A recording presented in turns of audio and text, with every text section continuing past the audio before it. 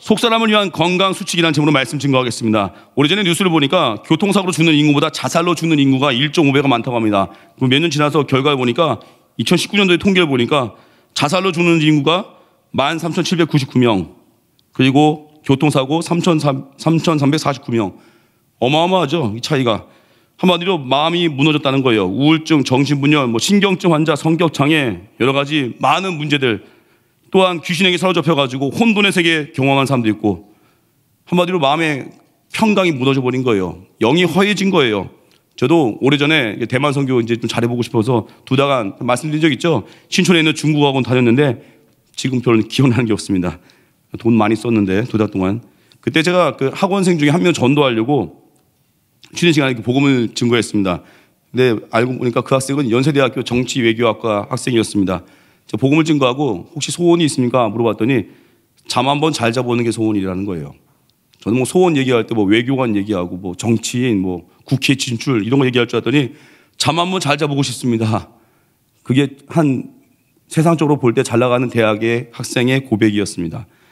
참 우리 영이 많이 무너진 것 같습니다. 정신이 약해지면 사탄이 우리 마음을 함부로 노략질합니다. 정신에 어떤 분이 그래요. 정신적인 문제가 생긴다는 건 선진국으로 진입하고 있다는 증거래요. 왜냐하면 선진국, 즉 경제 부국의 나라에서 흔히 볼 수 있는 문제가 정신병이라는 거예요.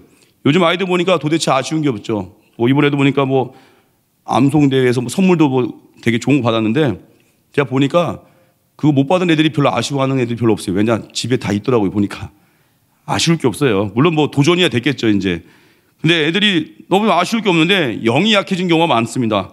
학교 생활할 때 조금만 속상하면은 선생님한테 삐졌다고 그러고 공부 자체도 감당해내지 못하고 물론 공부가 은사 아니어도 있겠지만 그냥 앉아 버티는 것도 못하고 친구 관계도 쉽게 극복 못하고 요즘은 또 젊은이들 중에도 왕따 문제 있다면서요. 아니 어른들이 무슨 왕따가 있어요. 어른들이 배웠다는 분들이 이 참 마음이 무너졌어요. 그리고 이번에도 뉴스 보니까 사람 죽이고 시체 토막 내가지고 알고 보니까 중령 진급 예정자라면서요. 기사에 나오더라고요. 엘리트 장교가 사람 죽였다고. 중령 진급 예정자가 사람 죽이고 시체 유기하고 잡혔잖아요. 그걸 보면서 느낀 게 참 세상적으로 공부도 잘하고 스펙도 좋다고 하지만 멘탈이 무너지니 세상이 이 지경이 됐구나. 그 생각이 들었습니다. 요즘 3D 업종 기피 현상이 있다고 하죠. 3D 업종은요, 과거부터 해오던 일입니다. 근데 왜 갑자기 3D 업종 기피 현상이 사회적 문제를 일으켜요? 우리가 정신적으로 약해지니까 3D 업종을 감당할 힘이 없는 거예요. 옛날부터 해오던 일이거든요. 근데 갑자기 기피 대상이 됐어요. 왜요? 본인 멘탈이 무너진 건데 일이 마음에 안 든다는 거예요. 우리나라 한때 굉장히 가난했죠. 정신적으로는 건강했습니다. 십리길 걷는 것도 고통스러워하지 않았습니다. 저희 아버지가 충청북도에 있는 청주, 아버지가 이제 청주고등학교 나오셨어요. 근데 아버지 저희 사시는 곳이 청주고등학교에서 좀 떨어졌어요. 아버지가 그러더라고 저한테.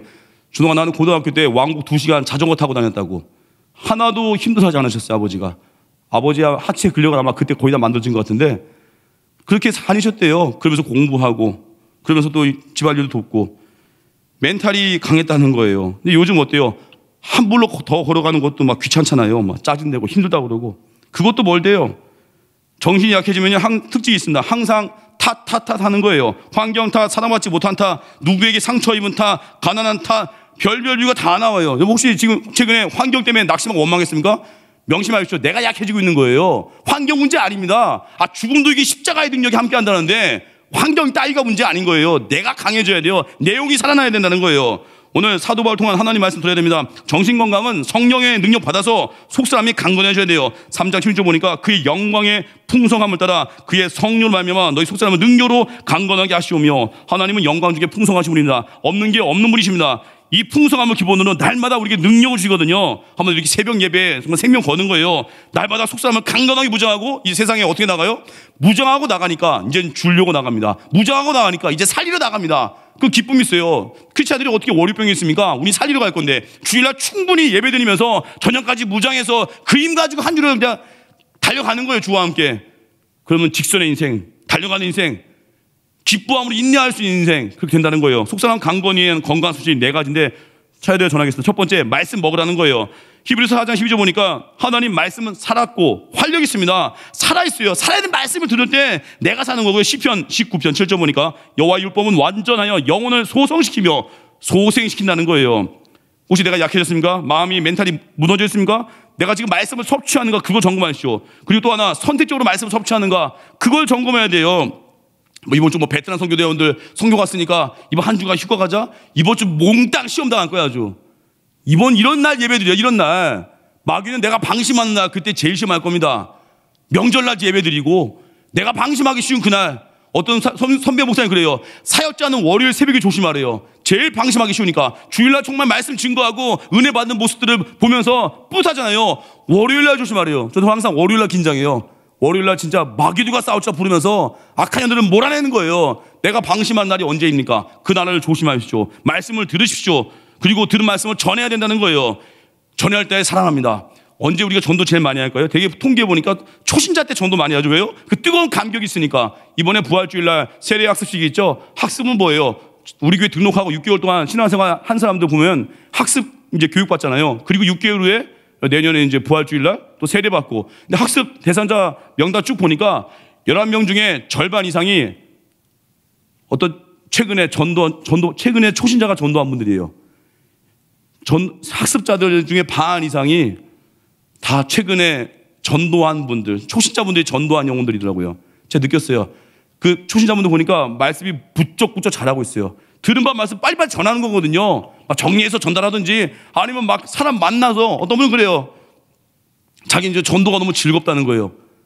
이런 볼 때 그게 참 즐겁냐 힘든데 이럴 수 있죠. 즐겁게 하는 분도 있어요. 즐겁게. 왜요? 이제 꽂힌 거예요. 처음에 어색하죠. 처음엔 대만 선교 갔을 때 그래요. 처음에 어색해요. 뭐 복음 증거할 때 뭐 예수와인이 말도 잘 못하겠고 몇 번 하다 보면 이게 가속이 붙어 버리는 거예요. 그러니까 한두 사람은 시도해 보이시죠. 오늘도 한번 현장에 나가서 복음을 한번 들려줘 보이시죠. 제가 말씀드렸잖아요. 저 신학교 다닐 때 학교 대중교통 통학할 때 택시 기사는 저 그때 제게 주었던 축복이 뭐냐면 차가 없는 게 축복이었어요. 대중교통으로 제가 신학교 1학년 때는 이제 기숙사 의무기사니까 월화수목금 학교 가 있고 2, 3학년 때는 이제 자율이거든요. 저 우리 교회 새벽 예배 드리고 신학교 왔다 갔다 했는데 그때 택시, 버스 뭐 타고 다니면서 특별히 택시 기사님들 매일 만나잖아요. 그때 하나님 저에게 전도 올려주셨어요. 250여 명, 저 과장 안 하고 줄이니까 줄여도 250명이에요. 줄여도 250명에게 기사님들에게 복음을 증거하고 운전대 붙잡고 영접기도 하신 분이 150명 가까이 됐어요. 어떤 분은 자살하려고 하다가 절 만나가지고 머리도 안 감고 운전하시는 분이 있더라고요. 이렇게 막 푸시시해가지고 알고 보니 그분 복음을 다 증거가 나니까 실은 내일 모레 죽으려고 했었다고 하더라고요. 복음 듣고 살더라고요. 처음 가서 만날 것 같아요. 설레이고. 여러분 저 그때 훈련 다 받았어요. 1대1 전도 훈련. 올템 와봐예요. 아주 들어와. 그때 불이 붙었거든요. 새벽 예배 때 말씀 듣고 싱싱한 횟감 같은 모습으로 나가가지고 복음 증거하니까 어떤 분이 그래요. 아, 이 청년이 왜 이렇게 뜨겁게 복음을 잘 증거하네. 아유 뭐 교회 세워도 되겠어. 이런 과장을 칭찬하시는데 그때 그랬어요. 하나님 은혜 주시니까 막 증거하게 되고. 여러분 최근에 내가 기쁨 잃었습니까? 언제 복음 증거해 봤습니까? 아 최근 나에게 즐거움이 없어요. 언제 한번 누구 만나서 십자가 앞에 십자가 복음 담대 증거해 봤습니까?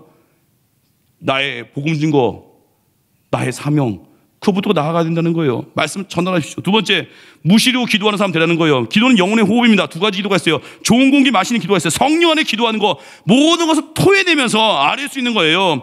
두 번째 기도는 혼탁한 공기를 마시는 기도가 있습니다. 이 기도는 뭐예요?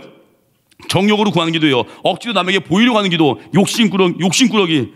우리는요 사명 구하는 겁니다. 고난이 올 때 고난과 싸는 거 아니에요. 내가 사명에 연결되어 있는가 그거 점검하는 거예요. 먼저 그의 나라입니다. 교회 와서도 그의 나라와 그의 의를 많이 구하는데 먼저가 아닌 사람 많아요. 말씀드렸잖아요. 항상 먼저라고 먼저. 어떤 고난이 와도 먼저 예배. 낙심이 몰려올 때 예배하고 낙심하자. 아예 그렇게 결단해버리는 거예요. 어떤 큰 위기가 올 때 막 고민되죠. 새벽기도 다 나와보고 고민하자. 고민 없어질 거요?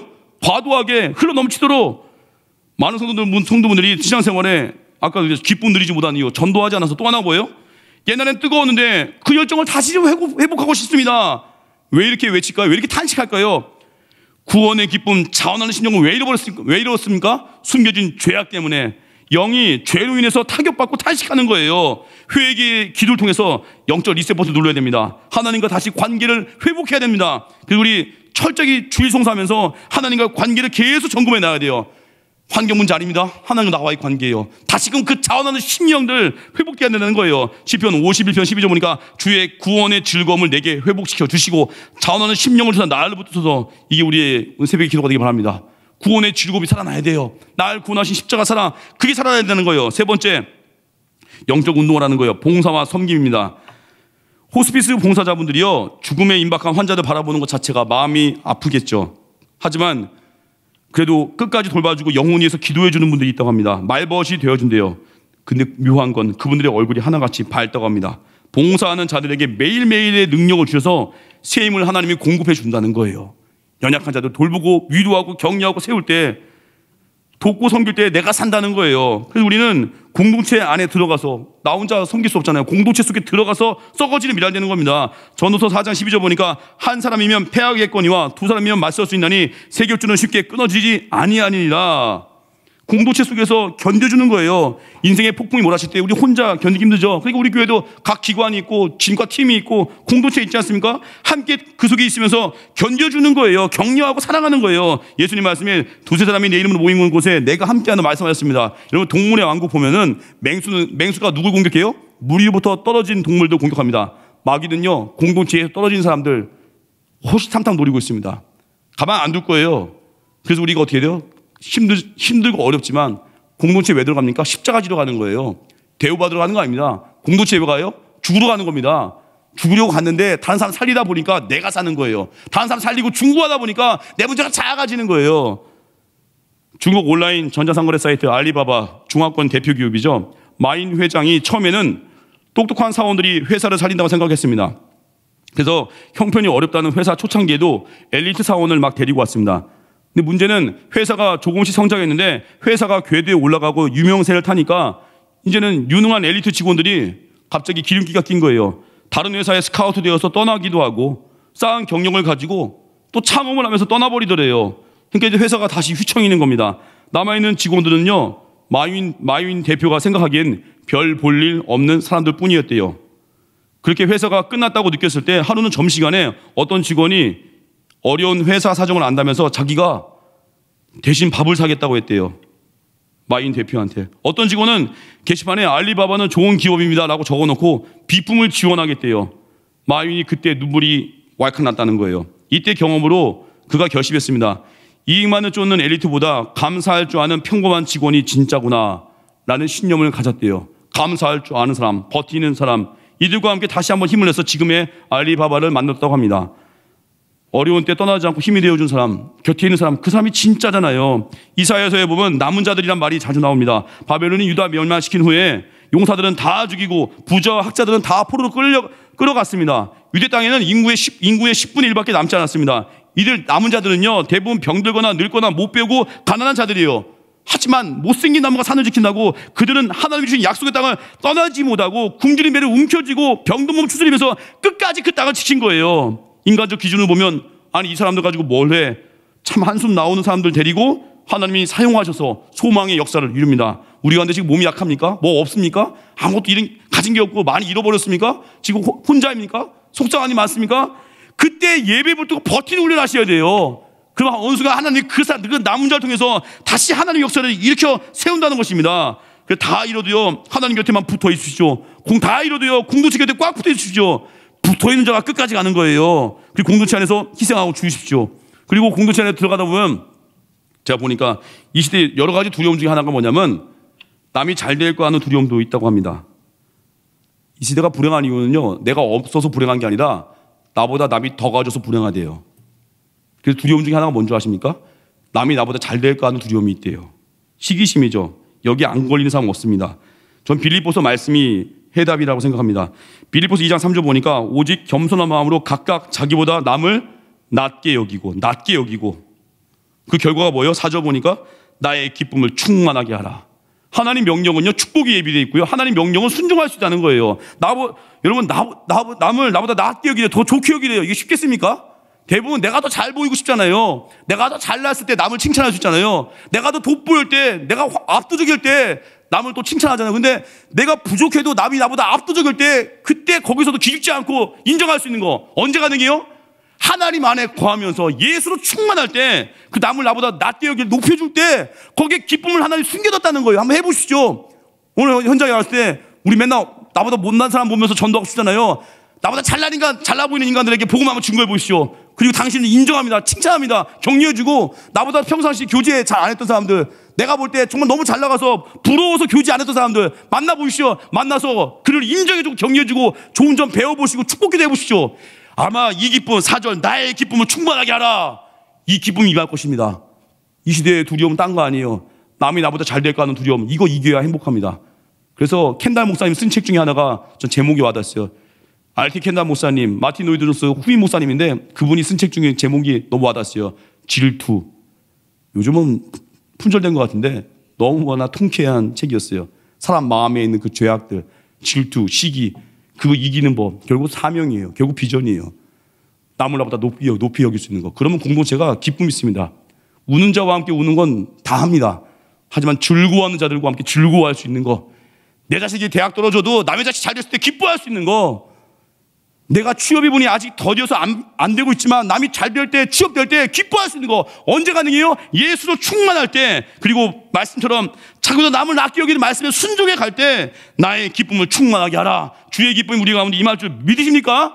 그 믿음으로 서십시오. 네 번째, 항상 감사하고 기뻐하는 겁니다. 특별히 감사할 일 없어도 주님 명령이니까 감사하는 거예요. 주님 명령이니까 기뻐하는 거예요. 빌립보서 1장 12절 보니까 형제들아, 내가 당한 일이 뭐예요? 이제 교도소 들어간 거죠. 바울의 매임. 내가 당한 일이 도리어 복음 전파에 진전이 된 줄을 너희가 알기를 원하노라. 사도 바울 고백이죠. 바울은 나의 매임, 즉 교도소에 들어왔기에 모든 시위대, 즉 군대 안에 복음이 진전이 나타났다고 하는 것입니다. 이렇게 사도 바울이 고난을 오히려 해석하죠. 복음이 진전되었다고. 형제 중에 다수가 자기의 매입으로 인해서 하나님 말씀을 담대히 증거했대요. 어떤 이들은 투기와 분쟁, 어떤 이들은 착한 뜻으로 그리스도를 전파했대요. 중요한 건 빌립보서 말씀 보니까 1장 16절 보니까 이들은 내가 복음을 변증하기 위하여 세우심을 받은 줄 알고 사랑으로 하나. 이들은 내가 복음을 변증하기 위하여 세우심을 받은 줄 알고 사랑으로 하나. 바울이 쇠사슬에 매어 있는 상황을 이들이 어떻게 해석했어요? 복음 변증 위해서 세우심을 받은 자라고 해석을 했다는 거예요. 세우심을 받은, 헬라어로 K-마이인데 영어로 말하면 I am appointed예요. I am pus이에요. Paul was put in chains. 수동태거든요.